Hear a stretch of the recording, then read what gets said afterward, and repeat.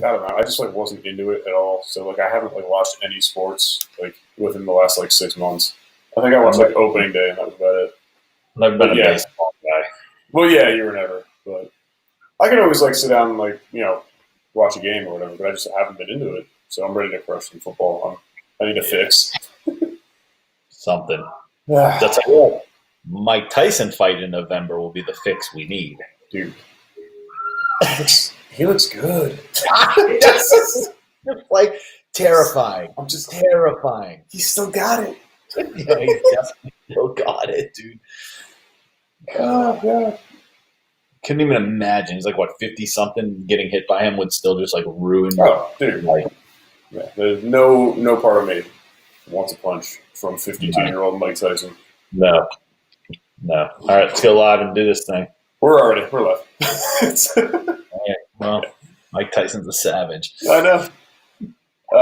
Yeah, man. So we have concluded our 5-episode arc of values and goals and all that stuff, which was fantastic. So we wanted to get into something brandy new today.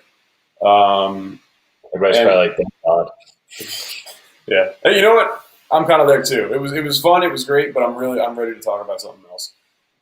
So we wanted to go into something that I think applies to a lot of people, and it's how do you choose, your doctor, your health care provider, or even all the way down to like how do you choose the right trainer for yourself? A lot of people come into something like this where they're kind of a novice. It's probably an uncomfortable setting, especially if you're walking to a gym for a first time. It's loud. There's music. There's big sweaty monsters all around, banging and clanging. People use the machine in all the right ways. And all the wrong ways. So then where do you begin? And, there are trainers who can be your best friend and they'll smooth talk you and they'll sell you on the best training package for them. And, they'll make you, feel like their best friend. But is that like the best person for you? Is that, what's going to help you get you to your goals? Or is it going to be like, kind of a cheerleader for an hour? And, you're not maybe really going to get to where you want to be. And so I think that, that applies to the personal training, and I can dive into that for a little bit. So that's kind of my area of expertise. But I think the same comes down to, choosing whether it's a healthcare provider, an MD, a chiropractor, whatever other doctors are out there.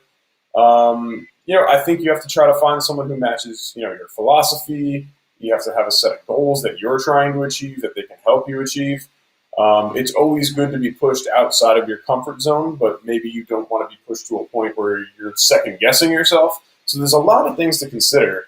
And I think that's kind of where I wanted to go with this today, and we can just kind of ramble on and see where it takes us. How's that sound? No, I like it. I mean, I think it's super important because you have a body, so like you should be invested in your health, right? Like you shouldn't just meander through life. Right? Yeah. I mean, so like you need to have some type of philosophical foundation on what you believe it is. And yours doesn't have to be the same as mine, and mine doesn't have to be the same as someone else's, but you should have some type of something, right, to go off. Absolutely. Yeah. Your definition of health. And so I looked up because I remember we learned about it forever, whatever. But there's something you said that kind of goes along the lines of this, but the World Health Organization's definition of health, right, is, I wrote it down because I didn't want to mess it up. Health is the state of complete physical, mental, and spiritual well-being, and not merely the absence of disease or infirmity. Okay? Amazing definition. Yeah. Like, it matches 0 of their objectives. I was going to say, when you said you were going to quote the World Health Organization, that is not the quote I thought you were going to say. 100%. So I'm completely blown away by the quote because I 100% agree. I think yes, absolutely, that's exactly what we want. That is health. Right. But yeah, and then you look at their past history of work, and you're just like, well, that's you've completely completely two different things. Right, not even close. So that begs the question of like what you said, like it should match your your trainer should be able to match your objectives basically. Well, so should your doctor, right? And so I think one of the most fundamental things you need to do is come up with your own definition of health, whatever that may be. But you need to find a physician or doctor or chiropractor or whatever you're looking for, right? Surgeon. And you need to, my first question for anybody would be, what is your definition of health? And like, if you repeat the World Health Organization definition back to me, well, I know that the objectives in this office don't match that because it's plain as day. So you might not even know what health is. So you may be going to a doctor that doesn't even understand health, which is not okay, and or understands it from a different perspective or belief or viewpoint than you do. So it's not going to work, right? Like someone comes into my office, like, so for me, my definition is a healthy person has an adaptive capacity to endure stressors and take that stressor on and become stronger, right? Your adaptive capacity for health, your ability to adapt to a stress, turn that into something positive and build from it, right? The easiest example is training, right? You break the muscle down, you tear it down, the body takes that stressor, rebuilds it, becomes stronger, healthier, more capable because of it. Almost like I've said this before, right? So that to me is my definition of health. Well, if you come to me and that isn't your definition of health, right? Like if your belief in the system that like I want to take a whole bunch of drugs and that I am subject to the government protecting me for my health and the doctor knows better than I do in every single case and scenario and the scientist is better and more well equipped to handle it than I am, like you're probably not a good patient for me because we're going to literally have different philosophical core beliefs on what we think health is. So I'm not going to accept you as a patient. It's not right or wrong. I get amazing results, and you may want to partake in those results, but you're not going to get them because we're not a good fit, right? But then if someone comes to me and they're like, look, this is what I'm looking for. I got this and this going on, and it just doesn't feel right. And I think something needs to change, but I'm not sure what it is. I just know there's something else there or going on, or I'm not meant to live this way. And I don't really want to take drugs because that masks the problem. Like there has to be something else. And it's like, whoa, now you're on it. Let's start to work with your definition of health, right? Let me explain mine. Does that logically make sense to you? Absolutely, that makes sense to me. Great. This is a good place for you. Now you know where I stand and I'm coming from. I know where you stand and are coming from, right? And then let's see if we can make this work. A lot of people, it's just like, hey, what are your symptoms? Let me pop them in. All right, you're going to take this medication. Like they don't ask you your diet. They don't ask you how you sleep. They don't ask you how much you exercise. You're basically become the drug mules, right? Unfortunately. And I don't believe that that's what they went to school for. None of that stuff. I'm not attacking that. I'm just simply saying you need to arm yourself with a very strong philosophical foundation and belief of what health is for you.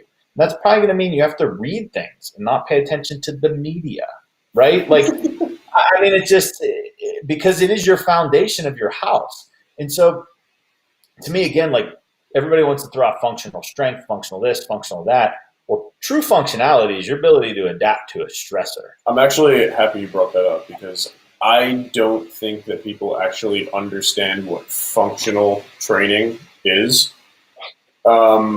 There's absolutely a bicep curl. That's not functional. There's absolutely nothing functional about standing on a ball trying to do a bicep curl or balancing on a BOSU into a lunge while like touching your nose and spinning around twice.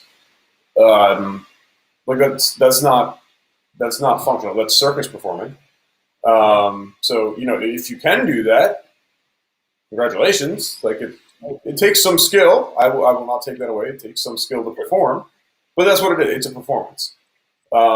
Functional training is almost the essence of what training actually is. It's training to function, which is essentially just movement.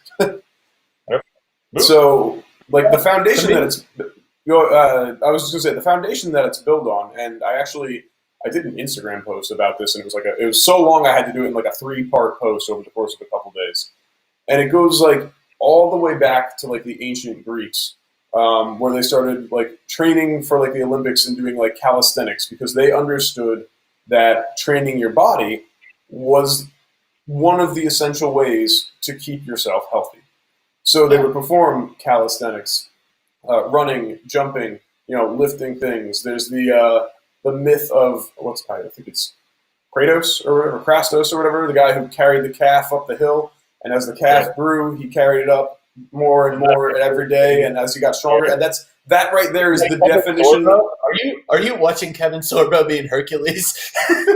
No, but that right there is the perfect example of what progressive overload is. I mean, that's exactly what it is. It's building up strength over a period of time by adapting to a stress. You lift you carry the calf up the first day, it's 100 pounds. You bring it back down. A week later, it's 105 pounds. A week later, it's 120 pounds.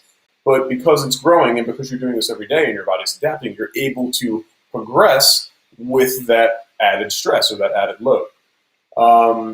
So we got a little sidetracked there. I always like to go on tangents, but that's what I'm saying is that people like to throw around buzzwords like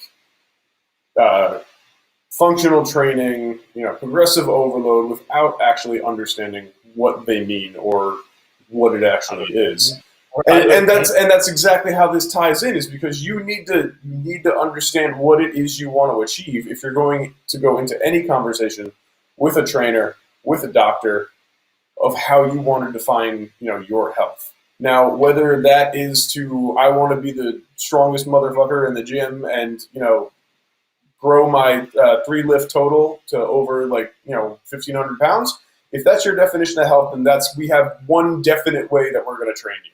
Right. If you want to say, I just want to be more functional, I want to move better, we have a very different way that we're going to be training you. And it's the same thing like you were saying with health. If someone walked into your practice and was just like, hey, I have a bunch of aches and pains, can you write me a script for a pill and make this go away? You'd be like, no. and you'd be like, that's not what I'm doing. That's not what I'm here to do. We're here to find a root cause, or why this pain is occurring and why you have this chronic pain. We're not trying to slap a Band-Aid on it and churn you out like a Cheeto factory or whatever. We need to address the root cause, so now we can understand why. First of all, why it occurs, and second of all, how we can make it better so this doesn't continue to happen. So, that's. Go ahead. To me, when I think about functional fitness, right? I'm like, all right, well, if I had a video of me and my friends from the time I was born until I was 16, that would probably have been pretty good evidence of functional fitness. Like when you described the Romans, you basically described a child. Growing up, yeah. You described a child. That's why are they so better equipped to adapt than us? I mean, that's part of it, right? Because they're constantly doing everything, moving. Yeah. Move. They're just like, what do you want to do? You want to go hike? Sure. You want to play paintball in the woods? That sounds awesome. Let's do that for a little while. I don't know. You're done. Let's go swimming. Heck yeah, that sounds awesome. Let's have a campfire. Good. We need to get logs and trees and wood. Let's go do that for the next hour. I don't know. Yeah, just do stuff. A stick that you're going to use for kindling, and he slaps you in the back with it, and then you have an hour-long sword fight with the sticks. That's functional. Move. Yeah. I think, I think one of the big things that and I probably mentioned this before, but I may not have because COVID was kind of still whatever, and we're just staying out of it. But we're talking about health. I think it needs to get brought up. So, I have my definition of health. I have my belief system on health. I'm an American citizen. I'm allowed to believe whatever I want, right? Now, I'm going to take Pennsylvania for an example. That in Pennsylvania, you were told by Dr. Levine, who's a pediatrician, mind you, and we are in an epidemic of something that affects older people, but we chose to appoint a pediatrician who is educated and whatever, not downgrading any of that. But in Pennsylvania, what people had to then proceed to follow was this Dr. Levine's view on health.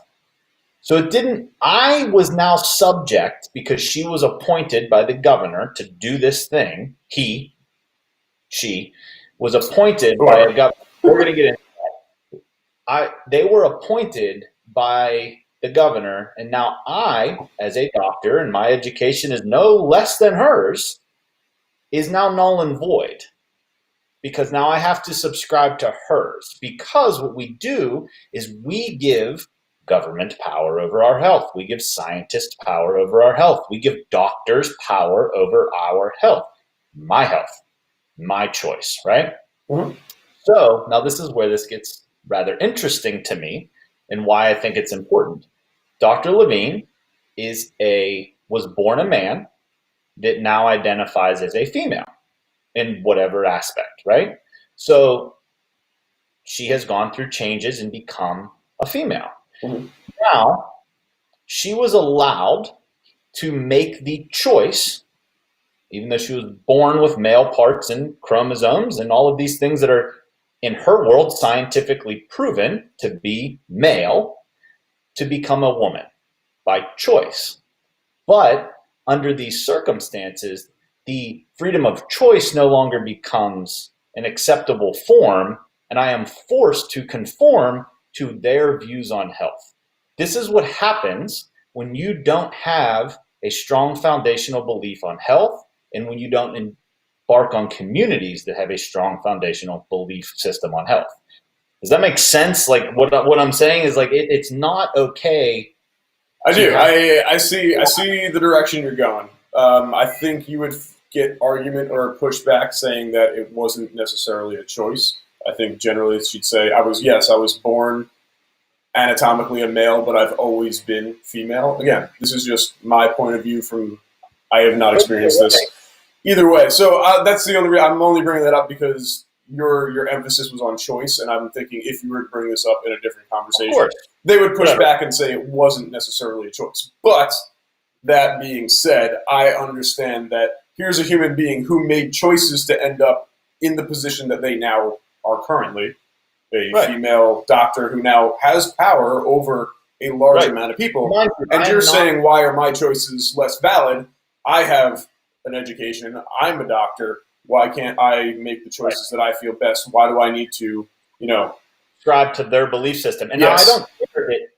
Like the point about choice, and I would debate that with somebody pretty strongly based off of science, but whatever. Now I understand there's other situations where that's not. I understand there are outliers. Believe me, I get it. I understand that. But what I'm saying, and like the choice, but the biggest part of that is my degree is downgraded because she was just appointed by the governor. Well, I know a lot of doctors in Pennsylvania that were never called by the governor, who I think are some of the smartest people on the planet. And I'm not downplaying her education or her degree or how smart she is either. I'm certain that if her and I sat in a room together, we would get along great, right? I would make one of my freaking mojitos and we would have an amazing time, right? We might not have the same foundational beliefs on health, but I bet we would get along because I get along with people, right? Sure. But my thing is that you, all of these people should not be subject to the beliefs of one person's views on health. Again, especially living in America. Now that's relevant because you, at that global scale, maybe I didn't have a say, but you do when you go to your doctor. You definitely have a say because you're in charge of picking who it is. I have a friend who got diagnosed with cancer. Literally went to 2 or 3 other doctors and was just like, you're not, it's my body, my choice. I'm educating myself. I want you to guide me through this, but if it's not going to be a guide and a dance together, I'm not going to embark with you. And he got sent out to 2 or 3 doctors' offices because they knew better. Yeah. He found the one, right? So he was diagnosed with pancreatic cancer. Okay. He found he's supposed to be dead right now. But he found the one who would work with him, and guess what? He's outliving everybody else with pancreatic cancer. Because he had his. It's funny how that works.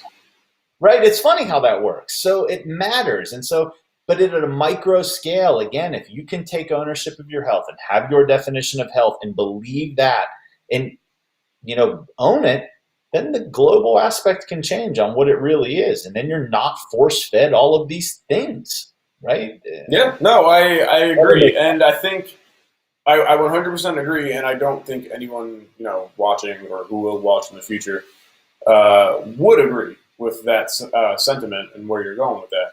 Now, what I think might be a little more difficult is a lot of people go to doctors with the mindset of, I'm going to do whatever the fuck they tell me. Because I don't even want to get that invested. I just want you to tell me what to do, and I'm just going to do it blindly. Well, I know people. And that's where it gets tricky.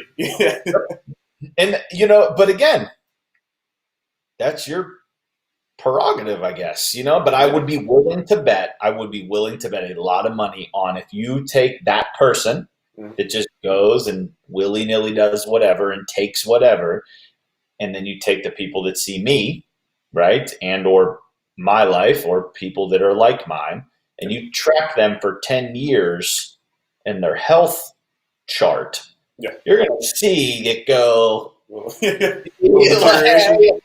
The people who take it, again, because one's a victim and one's taking ownership of their life. It's the same theme this podcast comes back to every single time.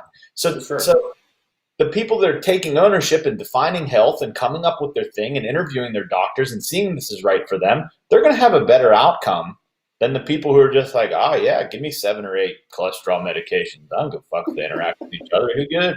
Whatever. I'll just take them because you said they're good for me. Like, I mean, I had a patient before. None of the doctors that he saw even talked to each other. He's gone on like 8 different medications that all counteract the other one. They're all high level. Actually, I've heard like stories about that. That's actually like terrifying. And how we found out about this is he's telling me about all the stuff he's on, and I'm like, hey, there's websites where you can go on and you just type in. I can't remember what the one's called. But you can find them. You just go online, Google, and you'll find websites where you can type in your medications and hit enter, and it will literally tell you this one's mildly interacts with all of these. This one has moderate interaction with all these. This one has severe reaction with these. Like, you're like 12 meds or something crazy. Like 9 of them were all like severely not supposed to be prescribed at the same time. And I'm like, what is happening? What is happening right now? And like, no one takes the time. I don't know. Anyways, I don't want to go on tangents, but it's because this is about you developing your own belief system on health. But that's why people come. Is I'm hoping people come because they want to learn. So please, go on tangents. I mean, so if you're on medication right now, get on one of these sites. I can't remember the name, but just Google how to figure out. Sure, if you just Googled in this medication reacts with right, and there's a laundry list of things will come up. Yeah, right. You can find one where you can plug them all in and hit go and just look at it, print that piece of paper, and take it to your doctor and just be like, hey, I just started doing a little bit of research and this is what came up. Right, yeah. These things maybe we should change my medicine, and he's gonna be like, oh, I didn't know you were on these other ones. Or whatever he's going to say. But at least you're going to, if you're going to be on medicine, be on the right ones. They don't screw with each other, right? I mean, it's like, and again, then start to develop. And so I should mention this guy again, because once he discovered all of this, we were able to get him off fentanyl, morphine. Well, not he, right? Mm-hmm. He got himself off fentanyl. He got himself off morphine. He got himself off 9 of these different drugs because he was like, I don't want to be on these anymore. He's like, my body's strong and it has an ability to heal, and this is what I'm going to do. And he proved it. I'm like, I see the craziest stuff in my office. It's awesome. Yeah, I mean, it's awesome. So for me, again, everything comes back to your adaptive capacity and how you can take a stressor on and then make it a healthy response, get stronger from it. It's the same with training. You can go to train and you can speak on this, but I can go and I can train, I can tear the muscle down and I can build it back up and I can become stronger. But then the same person can come in and do that and they could have the opposite effect because they were not in a place where their body had the adaptive capacity to handle that stressor. Right? It didn't, and it actually injured them instead, right? You have to, everything's confines and principles and everything's layered and it's deep. I mean, look, it absolutely 100% can get confusing, overwhelming, whatever, adjective you wish to insert there. But yeah, so like you said, you brought up the training, and I won't even go into like specific exercises and stuff because obviously, if you're someone like you or me who have lifted for any considerable amount of time, there's absolutely no way in hell that we should be training in the same way that someone who just stepped foot into a gym. And if any trainer ever made you do something like that, it's wildly irresponsible. But let's say you are one of those people who, maybe you got a late jump, maybe you had a health scare, or maybe you just, on your own said, hey, you know what, it's time for me to kind of, take control and do something active for my health. So you get a gym membership, you wander in there, you have no idea where to begin.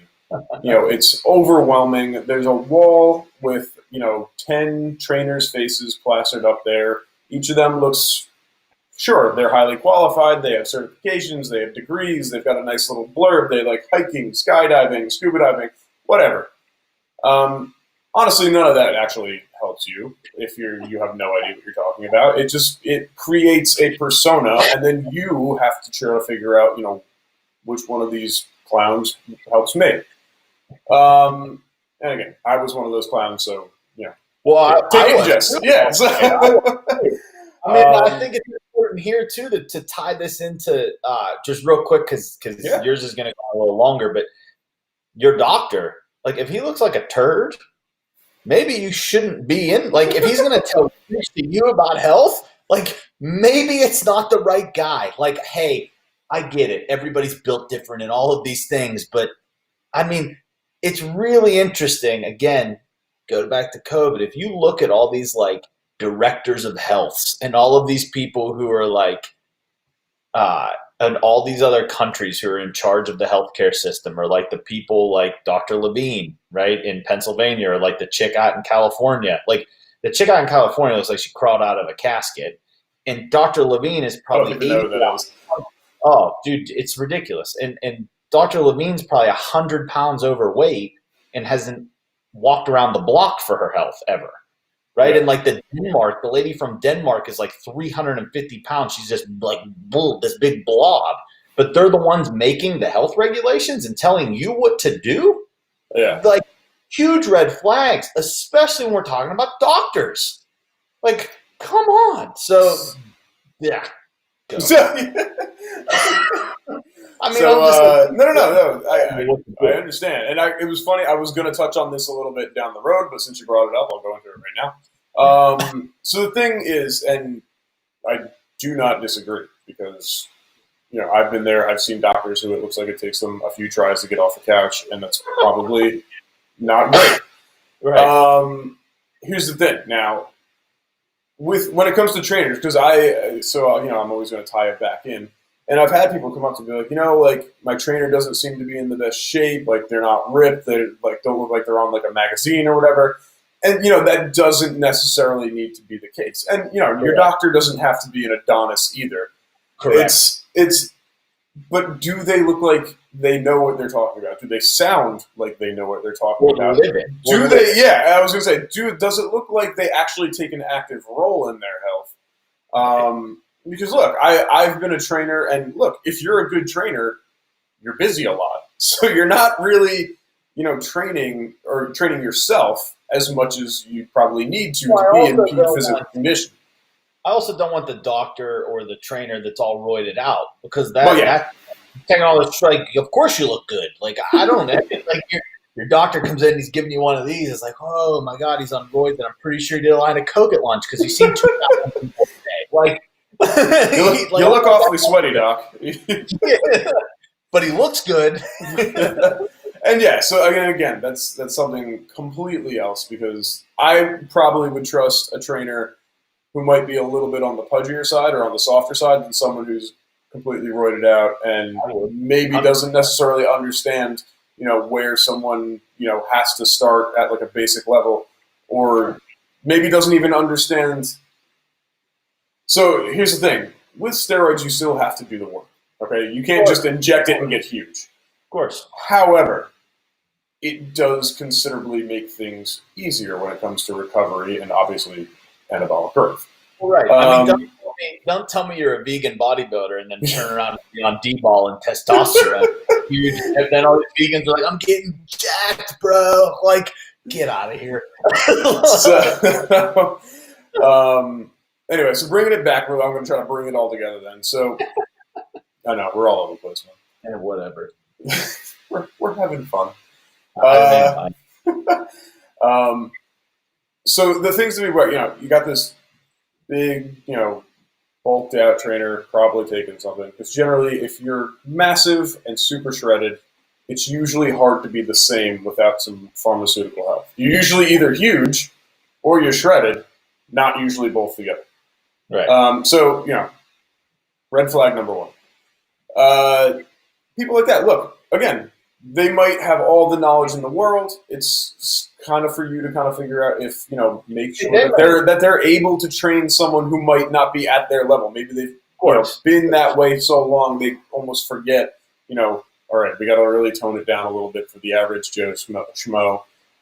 And also, counter-wise, like, maybe you do have a trainer who, maybe doesn't have the six-pack, maybe has a little extra len, I always like to say. But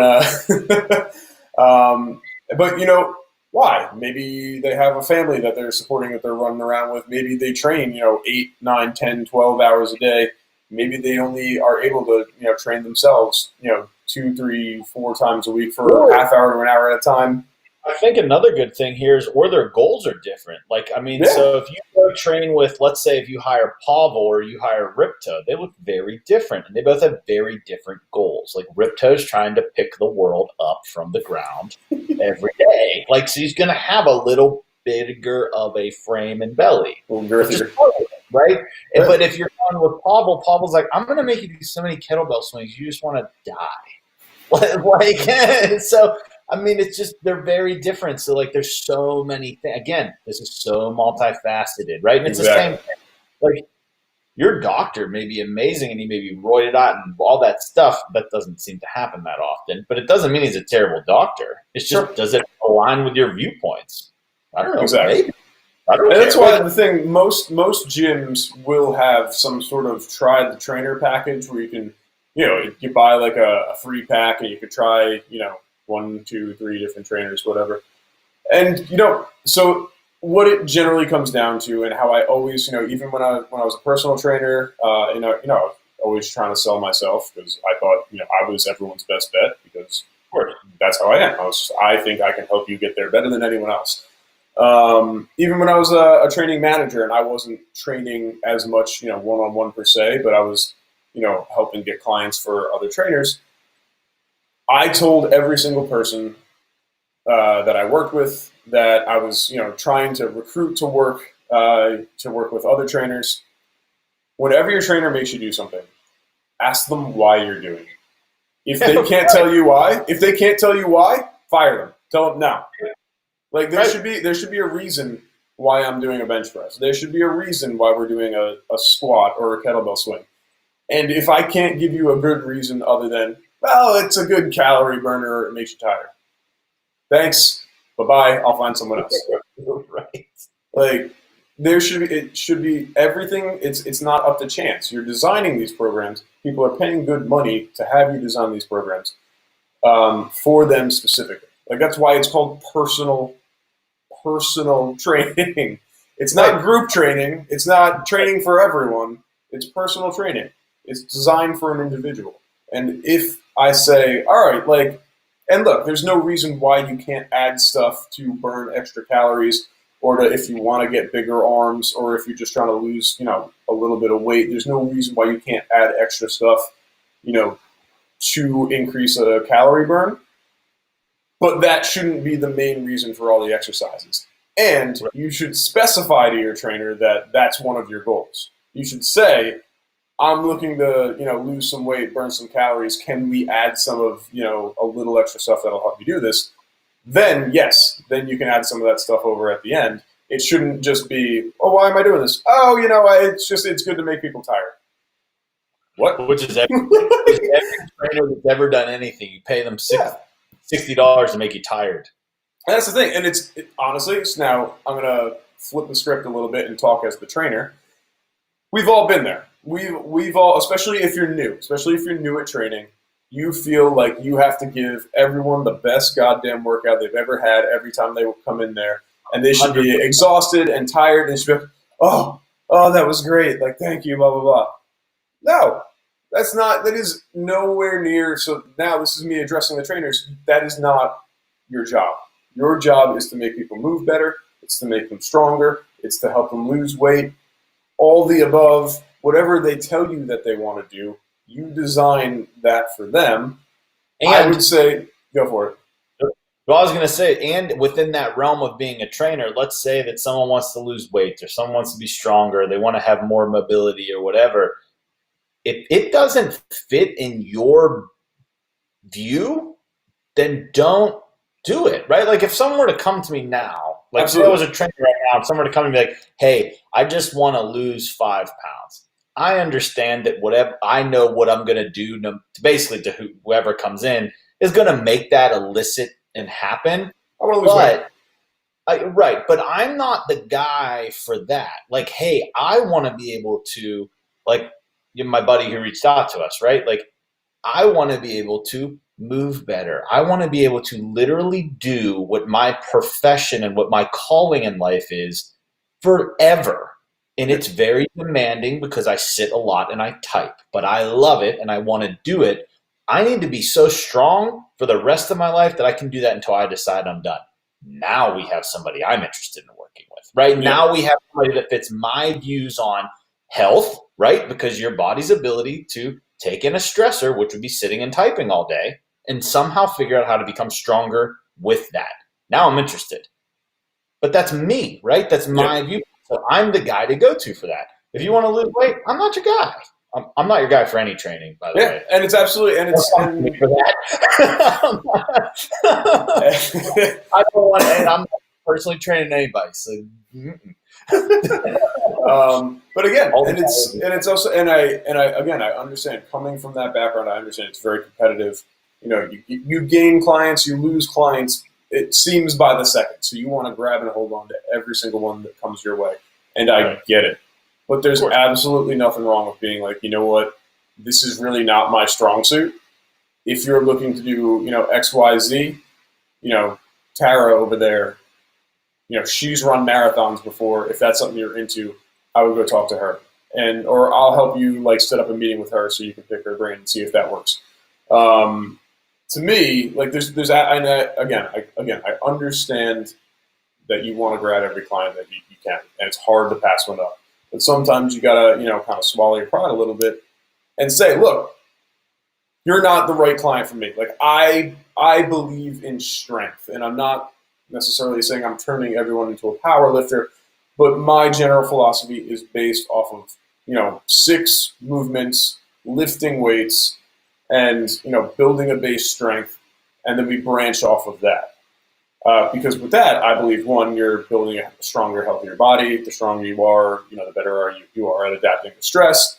And with muscle build, increases your metabolism, so you're going to lose weight, not necessarily lose fat anyway.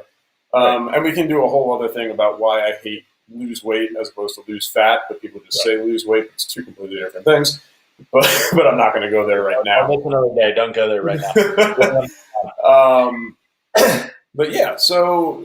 And I think, it's important too, I guess, if a trainer is listening, when you do that and you send somebody to another trainer, who do you think those people talk to?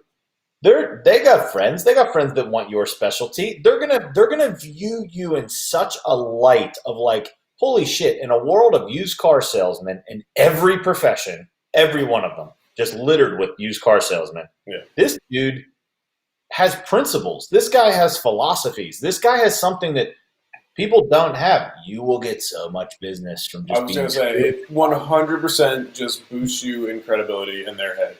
Because they say, oh, that person, Dr. Rocco, Len over there, stand-up guy, could have faked it, could have just, said, oh, yeah, I could help you with that, and then, just kind of winged it. But instead, took my interests, my goals into consideration and passed me along to someone who's better qualified. And I bet they even flip their goals later and come back to you because you're going to be like, I actually think I want what he had. It's a possibility. Yeah, man. So what did we hit? So I was talking about, picking the right trainer. One thing I definitely want to talk about is the everybody's buddy trainer who is there to just talk, and who is the epitome of that used car salesman who's just there to accumulate clients. And I could do that for you. Yeah, I could do that for you. And then you all kind of end up doing some sort of the similar variation, but it looks a little different, but it's all kind of the same stuff.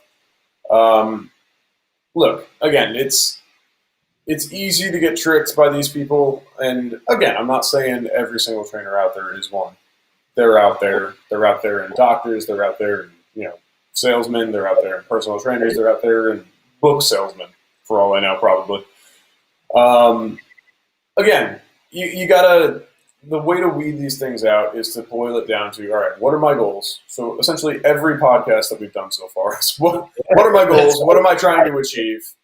How do I want to go about doing this? Right. What was that? I said beliefs, which is your beliefs on health. Exactly. How do I want to go about doing this? Is he taking into, maybe you have an injury history. Like, did he start training you, and did he ever ask you, or she ever ask you, have you had injuries before? Again, if they haven't, big red flag. Because you need to be able to know these things.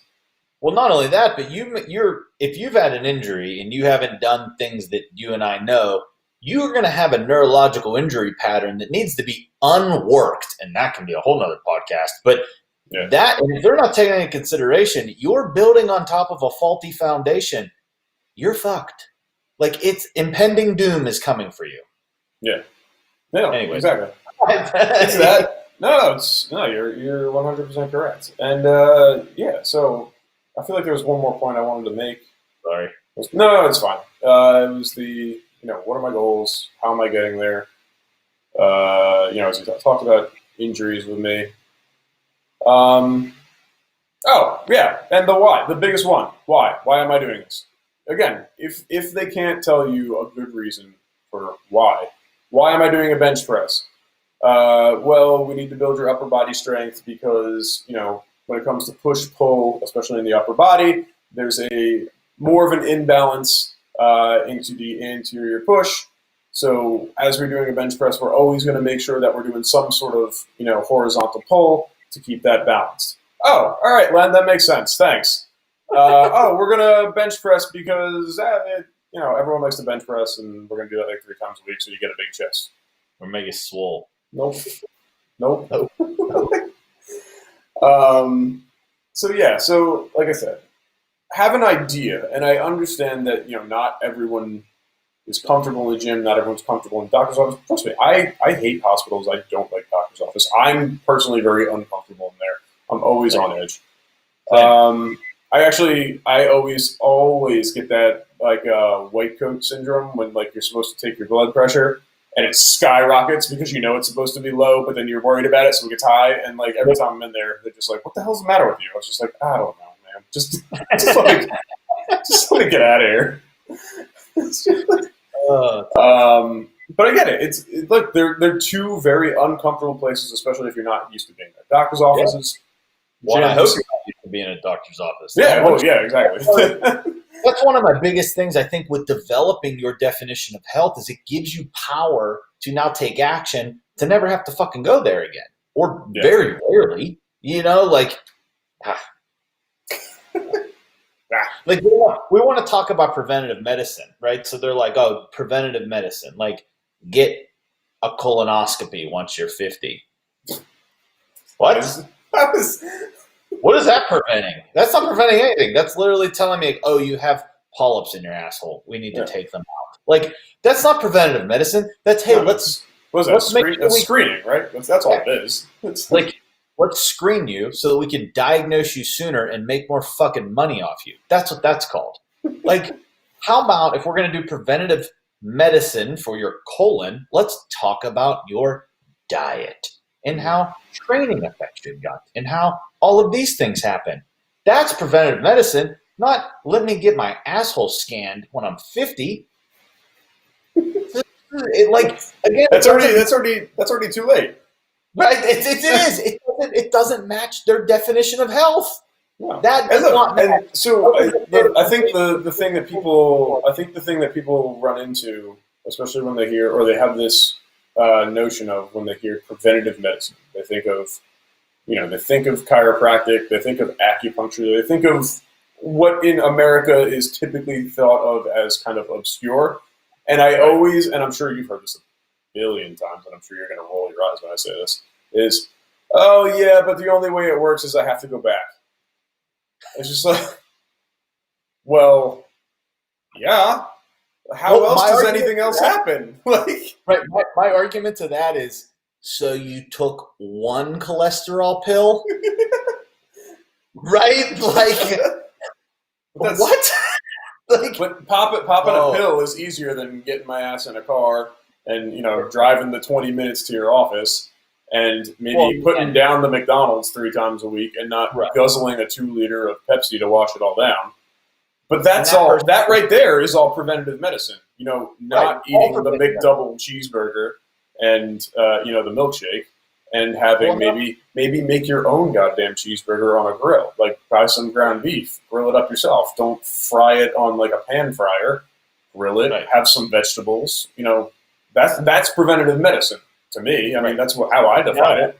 Because you're taking active steps in an active role to prevent disease. Not waiting until you're 50, you getting the camera shoved up your ass, and then, oh, by the way, you got some mushrooms growing in there. We should probably take a look at those.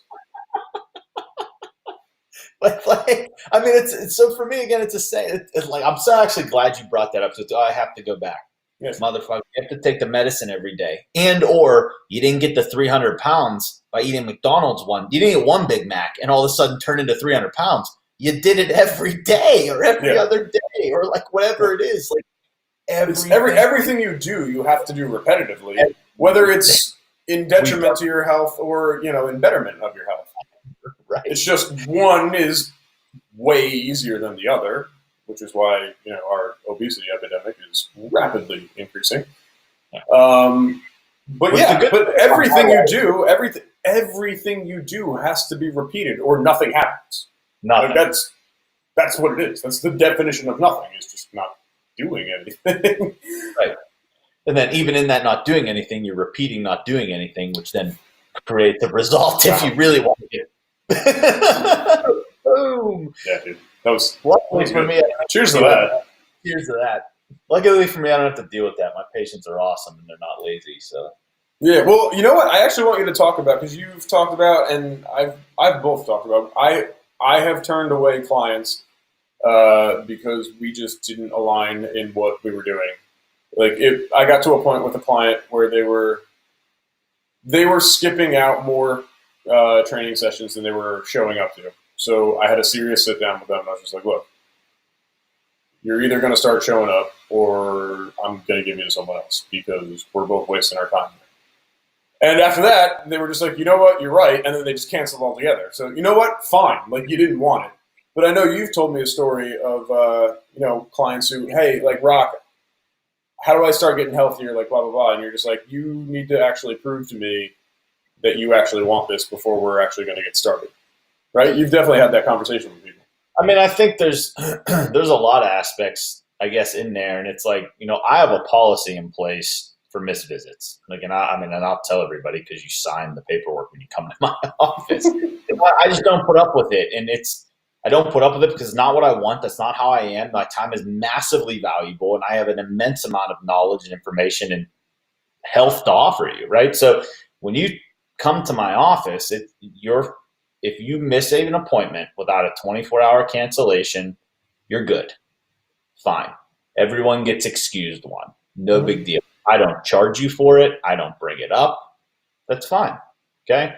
If you miss a second visit without 24 hours notice, you're discharged from my office and you do not get to come back. That's it. That's fine. I mean, now, of course, an emergency happens. Like, your dog bit by another dog. Like, I mean, that, of course, right? But the reality is that the people that are missing. And you're talking about people who don't care, who are careless, right? Who are wasting your time. since I've implemented that, almost nobody misses ever. Like, but that's it. That's the rule. That's how I do it. Here you go, right? And so, but then there's other things where like people will reach out, or like, clients will come in and they'll ask, like, I don't really give nutrition advice. I don't give exercise. I don't do that per se. Like, I don't sit down and give you a training program. Yeah. Right. Or like I'm very much like, let me give you some breadcrumbs and let's see where you go from that. And I'll tell people that want to change. I'm like, well, how much fast food do you eat a month? Well, I don't know, 3 times a week. Well, when you can come back in here and tell me, look me dead in the eyes and tell me for 30 days you didn't eat any fast food, we'll go to the next progression. Like, we'll go farther. Like, you have to want it. You have to show me that you're willing to put the effort in, because so many times before this, right, when I was younger, I would put all this effort in. I'd write a diet. I'd write a workout. I'd do all these things. And it would just be just shit on, and nothing would come of it. And I'm like, I spent hours for you. And so if you can't take those initial steps of like, hey, let's do it. Let's buckle down and do this. And when you do, I'm going to give you the next breadcrumb, and your life's going to change. Like, I mean, it is, but you have to put the action in. And I think the other thing is like, I'm upfront with everybody. Like, let's just say you come to the office and you have a lot of, I don't know, surgeries and artificial things put in, and hips, and your spine's braced together, and you got all this stuff, right? And it's like, look, you're here because you've been referred to me by somebody who got results. I understand. I get really good results. That person was dealing with kind of the same thing, but they didn't have 9 surgeries. I believe I can help you. I believe the body has an innate ability and an unlimited ability to adapt to what's happening and to become stronger. Now, your friend got better in 2 visits. Yours might be 12 or 16. Yours might be 2. I don't know. Yeah. But we're going to walk this together. We're going to figure it out. And there will come a time where it is either your life's changing or it's not. And when it's not, we need to have that conversation that this isn't the right place for you. Or, you know what I mean? And like, I don't want to focus on that because that's so rare that happens in my office. Yeah.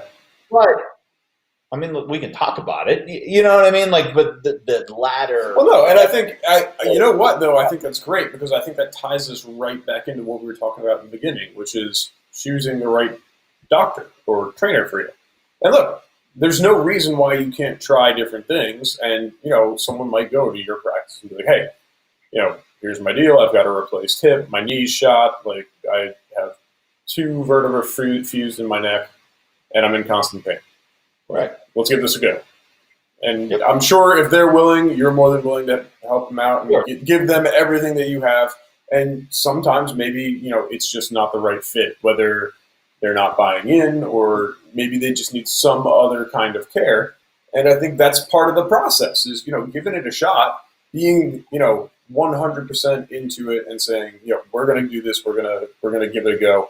And then also being able to pull back the reins and say, you know what? We're beating our head into a wall. We need to find you something better or something else. Right. But what the best part of what I've seen with that is the people that are willing to do that aren't victims, and they want to change. And they're taking an active role. % of the time, it works. They get better. I mean, it is. But I'll give a great example. I'm going to give a great example of I think what we're talking about here. So I had someone come to me, and it was a woman, and she was having migraines, which would clear up very easily in my office. So she was having migraines, and they were the same time. Literally, her menstrual cycle would end. 24 hours later, she'd get a migraine for 3 days. 5 years in a row, every time, like clockwork. Boom, boom, boom. Right? That's what happens. Started coming to the office. We're 4 weeks in. She gets a migraine 3 days before her menstrual cycle. Comes in the next week and tells me that what I'm doing, she doesn't know if what I'm doing is working, and doesn't like that now it's become unpredictable, and doesn't know if she wants to continue care, right? And I'm like, okay, we've had this conversation for 4 weeks now about how we're looking for change, because for 5 years, the same thing has happened every month. we've now broken a neurological pattern. And once we've broken that pattern, now we're going to start to heal. We're going to start to adapt. Things are going to start to change, right? And so I simply was like, this is probably not going to be the place for you, because I could tell. And again, there was all these other red flags, and it's never just one thing. No. It led up to what we talked about at the very beginning of this episode. Her views on health didn't align with mine. It was, I want the symptom gone immediately. Well, then just take medicine. Don't come to me. And again, I'm not being rude, but it's cheaper. Yeah. It's faster. Just do that. That's completely okay. And if that's what you're looking for, then if that's what go for it. Yeah. Go for it. Go for it. I don't mind. But if you're coming to me and you want your life to change, and you want your life to enhance, and you want to learn how to and change your adaptability and be able to adapt to stressors in life and all these things, when her life started changing, she started to be able to adapt to this thing that was causing that in a completely new way. And it was literally rewiring the brain and change. Like, you could see it. Life was coming back. She was more like, you could see all these things. Mm-hmm.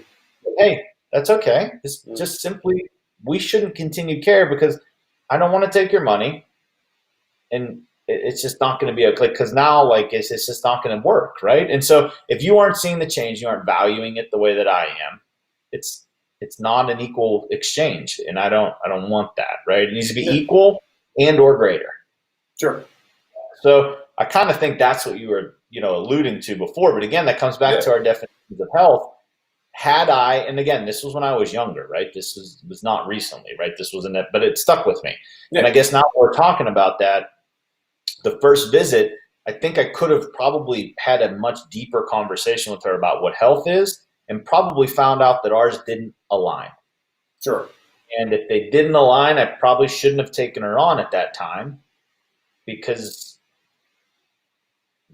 then you wouldn't have, I don't want to say wasted, because it seemed like you were making progress, but no, we definitely were, but it wasn't the progress necessarily that she wanted. It wasn't in the viewpoints, in the belief system that she held. And that's okay. It's awesome. There was no time wasted. I mean, if she came back, if she saw this and came back and was like, I want to do this again, I'm open arms, man. I'm here. Let's do this. Let's have another conversation. Because 5 years, she has evolved. I have evolved. We can do these things now, right? But I think I learned from that, now that we're talking, that I really now on that first visit am like, look, I don't wait for you to ask me. I come right out and tell you now what my definition of health is. And I'll know by your body language if it resonates or not. Yeah. If it resonates. Because if you see that deer in headlights look, you're just like, oh, all right, there we go. Right. And I see that, it's like, okay, one of two things. This isn't the right place for you, or did a little bit of what I said make sense to you? Mm. And if it did, let's work on bridging that gap together. Sure. If you're open to it, and if you are, this might be the right place. Let's do it. So I kind of think that maybe. Yeah, I think you hit it pretty much on the head, man. I mean, look, I want to say health is relative, even though it's not, but it kind of is, because everyone kind of has their own little definition of how they want to interpret health or not. And you should. And you, yes, and I'm not saying that you shouldn't. You 100% should. If you're, let's say, if you're not yours, but if your definition of health is having your migraines at a predictable time, then fine. If that's what you're happy with, then fine. Or if you want to find something to maybe throw a Band-Aid on that, fine. And I can see why it would be a little disturbing, from her point of view, as opposed to well, I'm so used to this and I know when it's going to happen, and it's like clockwork, and it's going to happen this day at this time always, and then all of a sudden now it's not. Now it's just like, oh my god, can it happen at any time now? Blah blah blah. And I see how that's alarming, or it could be alarming. Of course, I see it. And I can see how that would maybe instill a little bit of panic, but then I also see how but here's the thing: is we just changed something that was ingrained in your system for 5, 6, however many years. Let's roll with this. Let's build off it now. We broke the pattern. We broke the pattern. Let's continue. Yeah. And who knows what would have happened? It would have been really fascinating to see how that would have progressed. I know. But yeah, no. Look, I've dealt with trainers, and I will say, I've also passed on people because the hardest thing I've ever had to do to convince people in the gym, to convince women specifically, that lifting weights will not turn them into the Incredible Hulk. And I don't honestly know where this mentality came from, this fear of lifting weights. People should look at my wife. Women should look at my wife. They don't think lifting weights is good for your physique. Yeah, man. I mean, and I understand, again, there's an intimidation factor there. There's an uncomfortableness there. So I always try to like joke and like make light out of it in like a charming and disarming kind of way. I'd be like, look, if I was to get you big enough to where it's like a noticeable change within like a month's worth of lifting weights, like I would be making a hell of a lot more money than I actually am. Because trust me, everyone would want to be doing that. China personal trainer. What? Remember China from WWF? Yeah, right. Well, it was again a little pharmaceutical enhancement. But yeah, so look, I understand like breaking the norm, and we can get into a whole other thing, and which is I'm going to say probably a possibly unpopular opinion of mine. But I think there are some people out there, one, who don't actually want to live in health. I think they find ways to make themselves unhealthy, and I think they kind of relish in that kind of multi-level podcast on that. Oh yeah, actually deep. That's a deep one.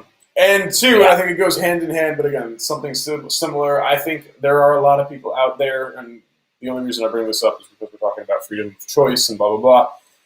I think people more enjoy the illusion of freedom than actual freedom. Because I think choices scare people.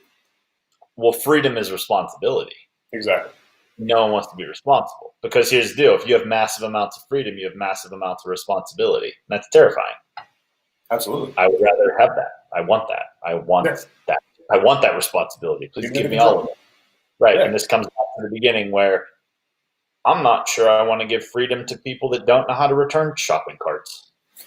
This is where we should end it, because they're the worst motherfuckers on this planet.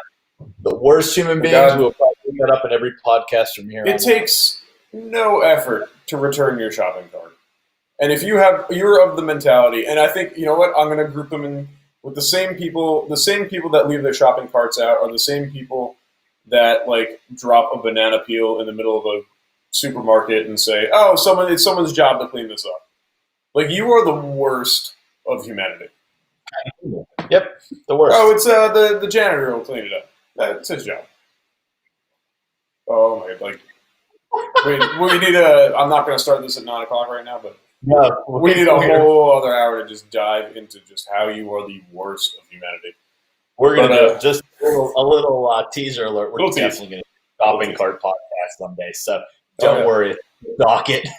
So, I think this is a good place to stop. I think we hit everything that we needed to. You're not around next week, right? So we're taking a week off. We're going to take a week off. I'm not around next week. We're going to go off the following week. Sounds good. I'll miss you, buddy. I'll miss you too. And have fun, and I'll see you in 2 weeks. Sounds good, brother. All right. Bye-bye, everybody. See you guys.